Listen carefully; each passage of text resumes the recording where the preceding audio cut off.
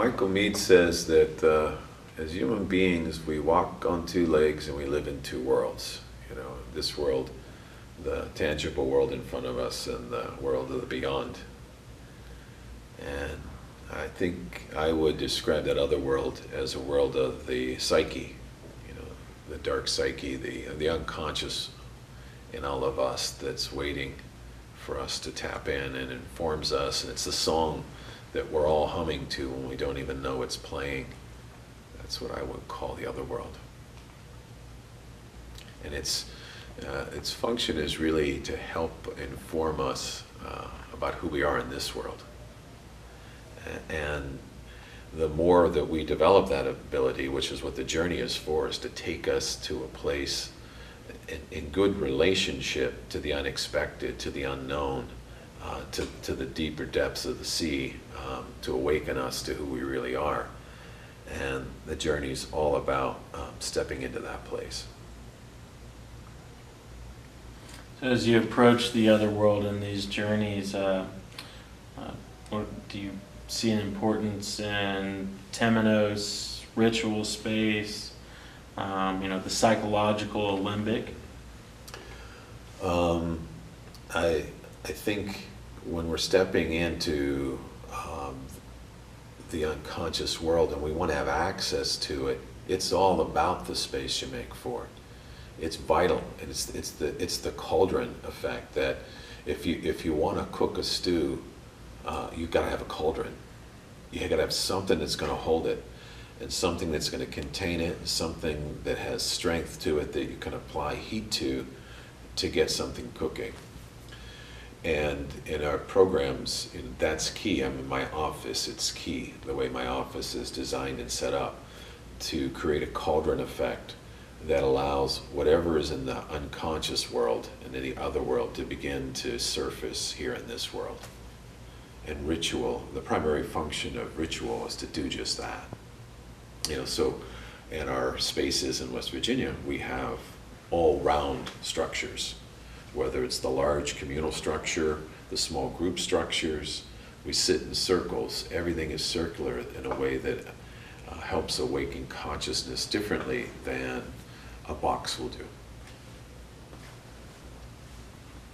And that somewhat mirrors psychologically, the circle as a symbol of the self or the soul, as well as, psychologically the belly of the whale or the belly of the beast. If you could speak to that.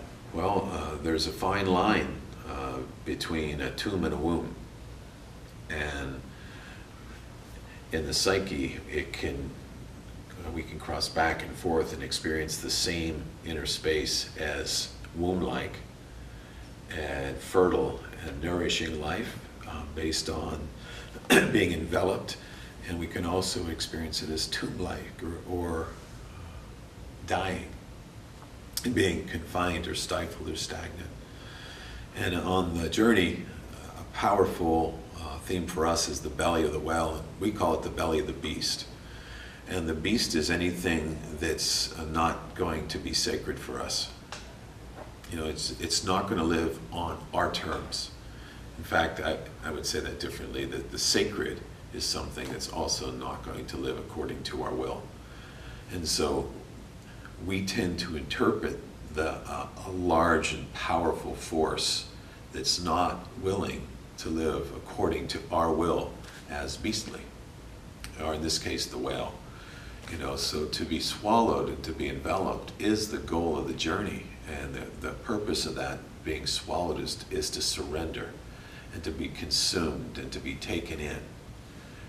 And when we surrender and we let go, finally let go of our ego selves, and we subject ourselves to the forces of this world and are literally enveloped by it, we become animated.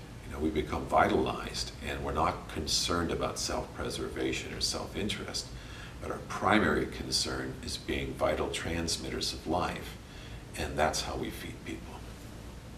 We literally become food for people, the way being swallowed by the belly of a whale is being food for the whale. So how do you see this playing out in your journeys, like on an experiential level? On an experiential level, what we'll have is a chance for anyone to be swallowed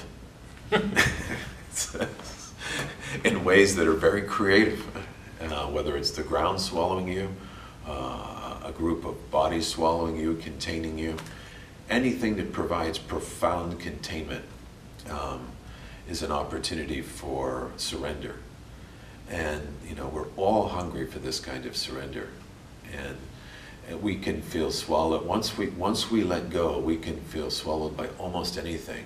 We can feel enveloped by the rays of the sun, by the vastness of the sky, by the color of green in a field. But it's going to take something that's going to say that we have got to let go, and we've got to go down, and we've got to go in, and eventually we have to face our losses in order to let new life come. So learning to let go and tolerate and understand loss in our body and our minds is a fundamental skill. I would say for the 21st century hero, learning to grieve our losses is a fundamental skill. Would you say that ties into the development of one's inferior functions? Well, when it comes to ego wants to develop its superior functions. And when it comes to soul wants us to be whole. And wholeness is about developing the aspects of our nature that are unfamiliar or foreign to us. And so a big part of a journey is learning to lean into the things least develop in us to balance us out. So yes, our inferior functions are the place to develop. That's where the most unrealized potential is. And if you wanted to work on this in a class, you're in class listening to this, I would say just start brushing your teeth with your opposite hand for 30 days. Just brush with the opposite hand. Little thing to do. What an inconvenience. And the ego says, I don't want to do that. I'm not good at that. The important thing is not just to do it, but to notice why you wouldn't. And that's where you start to learn about yourself and all the ways that we're preserving ourselves and not looking to cultivate ourselves.